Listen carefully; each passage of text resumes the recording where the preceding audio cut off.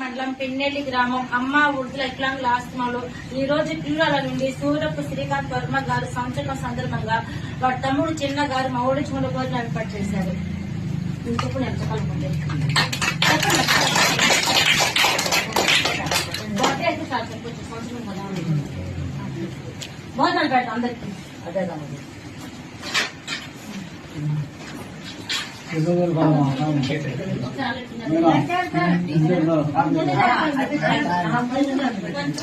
ఎందుకంటే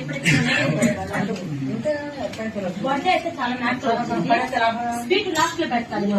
అది దాన్ని కలిస్తే టేస్ట్ రాదు. ఇవ్వండి ఒకరు ఇవ్వండి. వాళ్ళే ఇటు వచ్చేయండి మీరే